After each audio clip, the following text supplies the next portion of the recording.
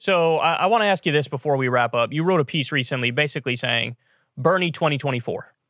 Now, I love Bernie. I mean, I voted for him multiple times. He deserves credit for sparking a revolution in a sense and waking people up politically in the younger generation.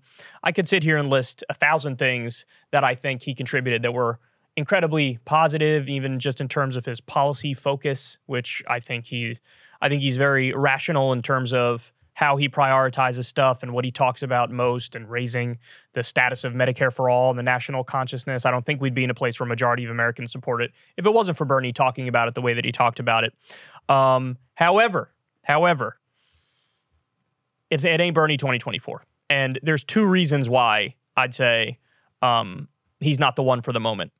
Number one, I do think there's a leadership problem there. And what I mean by that is he had the opportunity to put his boot on the neck of Joe Biden in the last race, and he actively chose not to do it. Remember when there was the press conference the night after Bernie got shellacked, and he was asked the question, softball down the center of the plate from a reporter. He was asked, do you think Joe Biden can beat Donald Trump? And Bernie's response after getting draxed the night before was, yeah, sure, I think he could win. Now, personally, I don't care if Bernie really believed that or didn't believe that. You do not give that answer if you want to win. You have to be on the offense, and you have to be saying, we ran this experiment in 2016 with Hillary Clinton. She was the safe candidate, and she lost to Donald Trump. I'm the only one who can defeat this guy here. You need a political revolution, and it's me. And he didn't do that. Now, that's just one example of a leadership. A good modern iteration of the leadership problem is he keeps saying to the media, I'm not going to run if Joe Biden runs again. Well, what kind of fucking message does that send, as if this guy is an okay substitute for you? Because he's not. He's not even close to an okay substitute for you. The guy's basically Joe Manchin at this point. He's sitting on his ass all day. Literally to just tell the Fed to trigger a recession. He's doing nothing. He has the opportunity to legalize marijuana today. He's not doing it. He has the opportunity to eliminate student loan debt today. He's not doing it. So I see a leadership problem with Bernie. He made none of the arguments he needed to make when the tides turned in the last race. He didn't know how to go for the jugular. He literally benched Zephyr Teachout because she wrote an op-ed going after Biden's corruption. Not only was he mad about it, he benched her as a result of that. And the other problem he has is, and it ties into the leadership problem, but it's the insider problem. He's been in Washington too damn long. And even though in many ways he's maintained his independence and he's stayed true to the policy beliefs that he believes in, he has no viable plan to get these things implemented. He could have, by the way, when he dropped out of the race in 2020, he could have sat down with Joe Biden and said, look, I'll give you my endorsement, but here are my demands. Here's a list of 10 executive orders that you're going to sign within the first week. And it could have included stuff like student loan debt elimination. He could have done some horse trading and got real concessions that were guaranteed. And he didn't do that. He did some sad video conference call with Joe Biden where he's like, Joe, do you support the $15 minimum wage? And Biden's like, yeah, whatever. Okay, you going to endorse me? So I see those are serious problems, a leadership problem and an insider problem. And I'm definitely much more interested in looking at somebody like Marianne Williamson this time around, who comes with all the positives of Bernie Sanders, but she has the outsider element, number one. She has a better conception of how to lead in this political climate because she's made connections with outsiders. She's not making connections with insiders. She's seeking the advice of people like you and me and people who have been trying to figure out a way to actually bring about change. And she also has something that Bernie doesn't have. But look, I'm more like Bernie personally in that I'm like the straight shooter guy who just says it no nonsense. But Marianne speaks to something deeper. Marianne is not just the straight shooter. She also has a phenomenal ability to talk people who are otherwise hopeless out of their hopelessness, to explain to them in like spiritual terms and energy terms, like, look, we're working on something bigger than us here, and like we got to get up and at them and we got to get to it. So I think there's some positives that she has that Bernie doesn't have, and and he's also 1,000 years old. I love him, but dude, people are gonna look at you at some point like, let's go lay in a beach in Mexico, bro. What are you doing? Like, just wrap it up. Retire. We love you. You worked hard for us throughout your entire life, but you got to wrap it up. So I know I'm giving you a lot to respond to here, but tell me why any of my analysis is incorrect.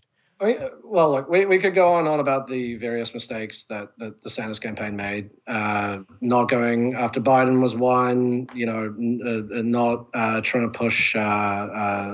Jesus, I'm blanking on his name now. South Carolina. Clyburn. Clyburn. Not pushing Clyburn to not endorse Biden. There's many things. Not actually expanding the grassroots organizing that help in Iowa, New Hampshire, Nevada, beyond those states, to go further, because Bernie's kind of cheap. Everyone says this. He's very, very frugal, sometimes to his detriment. So there's many things you could point to. I think it's also worth pointing out that for someone who calls himself a socialist, a self-proclaimed socialist, and who really occupies the most leftward point possible in the very, very narrow United States political consensus. He came closer to winning than anyone ever did. The fatal thing that happened was that the Democrats didn't repeat the Republican mistake of 2016. They realized that if everyone stays in the race, this guy's going to, potentially cruise to a plurality. So they did what they did. They got out and they got behind Joe Biden, who, by the way, without Sanders kind of going against him and hitting him, Biden was losing horribly in those first three states. It's never happened in the history of Democratic primaries that a guy has lost all three primaries and then got on to get the nominations. So I think there has to be a strategy if he runs next time to prevent that from happening.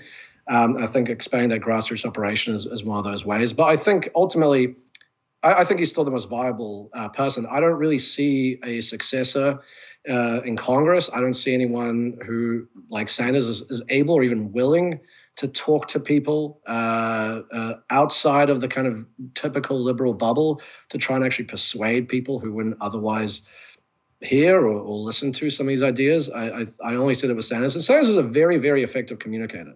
There was actually a good piece by Ben Burgess recently that kind of broke down some of the differences, let's say, between Sanders and some of his younger mentees, I guess, in the House. So I don't really see another politician who can equal him in that. He's still very popular, still the most popular, according to YouGov, the most popular working politician around.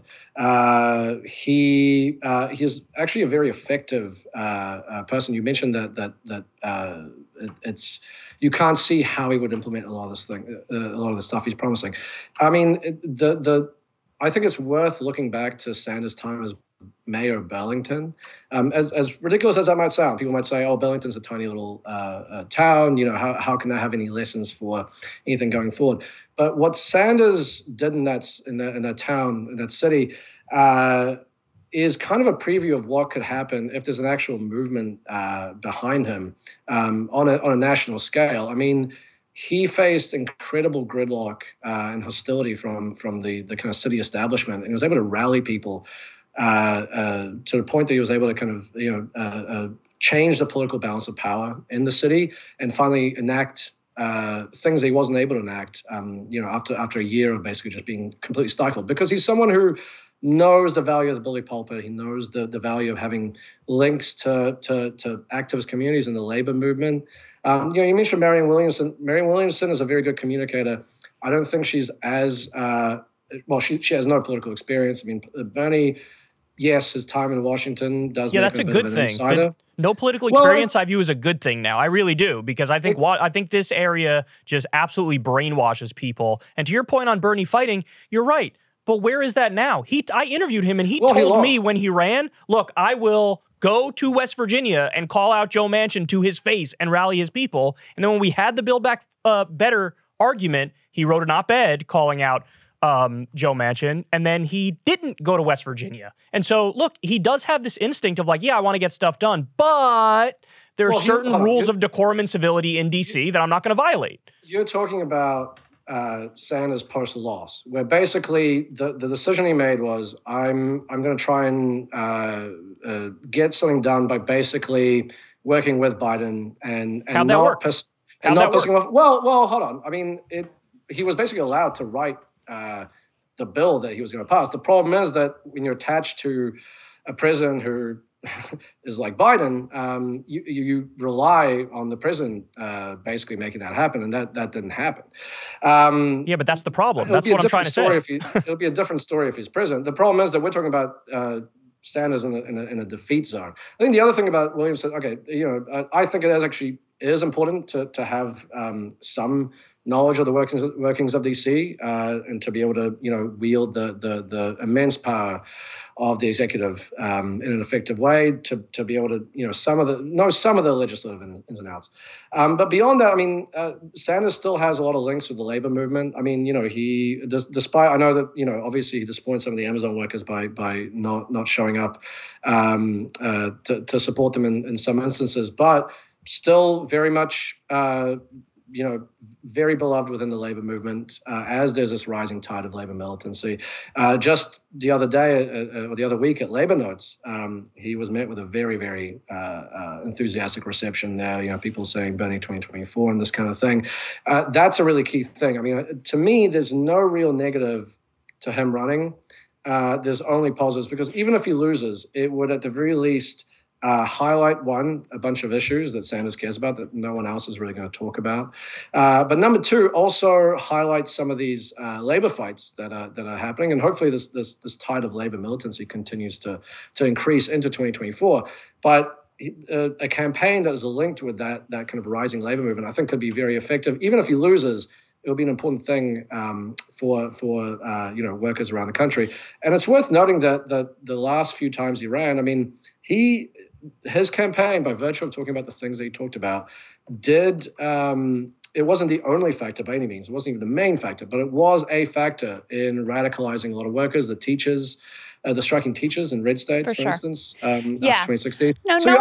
No one here is arguing that he hasn't done tremendous good. And that's a given. Yeah, that's a given. And I absolutely see his influence all over the rising labor movement, which is the most hopeful thing that is going on in America right now. But to me, the most sort of damning point is that he has already said, if Biden's in, I won't run. Right. What does that say? What does that say? Which is, it does kind of say it all about where he positions himself within the mainstream of the Democratic Party now. He's always had a problem challenging Joe, who I think, was personally kind to him in the Senate. I get it. It's hard to go after people and challenge people that you know on a personal level. But to look at the state of affairs in America right now and take yourself out of the game even, before you get to the starting line, that's different than he was in the past. He flirted with the idea of running against Obama. I'll primary Obama. He said that, and he got a lot of shit for it, but he was right to say that. He was right to say that back then. He didn't do it. I know, but he was right to threaten it. He's not even threatening it now. Sure. Right, and so ultimately, so to me, that's kind of the ultimate. It makes this all kind of moot because I think Biden is going to run again because if he's alive, if they can prop him up whatsoever, because they know that Kamala Harris doesn't have a chance to win. So I think he will run again. And Bernie's already said, defer to Joe. Well, yeah, look, this is all fantasy booking because at the end of the day, it depends on whether or not Biden's going to run. I don't think. We'll see what happens. I wrote this basically saying, if it happens, it'll be a good thing. I don't know if Biden probably will run. At the same time, Biden's approval ratings are absolutely dire right now. And that's even before the midterm massacre that's coming up. After the midterms, there's all manner of things that are on the horizon. There's probably a series of bruising congressional inquiries into a whole host of scandals because the Republicans are going to try and do to Biden what the Democrats kind of did to Trump. That might improve his approval ratings among Democrats, or it might make them go, actually maybe we don't want this guy to run again. There's also, the economy is tanking, and it looks like it's only going to continue to go in that direction because the U.S. isn't really, or the Biden administration is not really doing anything to try and stop this, to end this war. So, economic conditions are going to get worse. I'll be honest, I don't understand how they're going to run him again because, which is not to say that they won't, but I just don't understand how they can because in 2020, when, he's going to be quite a bit younger and healthier than he will be in 2024, he had an excuse to never be out in public, not do any campaigning, not really do anything, which was that, we have a pandemic going. And so therefore, I'm going to be sensible and I'm going to sit here and not do anything. That excuse does not exist in 2024. So I'm really puzzled by how they're going to do that. But that's a side point. I mean, I think it's worth waiting to see what exactly happens in the next 2 or 3 years, because a lot can change. I don't know. Yeah. I mean, but if it does change, I still think Sanders is the most effective, and as a movement candidate, more than whether he's going to win or not. I think he's the best person to run for all the reasons I mentioned. But that doesn't mean that Marianne Williamson or anyone else can't run. It's going to be a contest. So if that does happen, people will get to decide.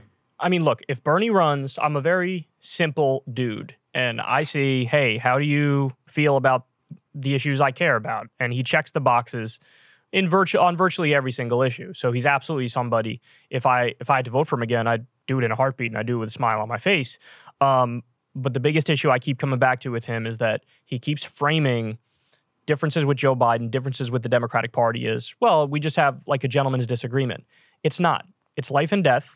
And that Washington civility politics is a cancer, and the corruption of the Democratic Party and Joe Biden is evil.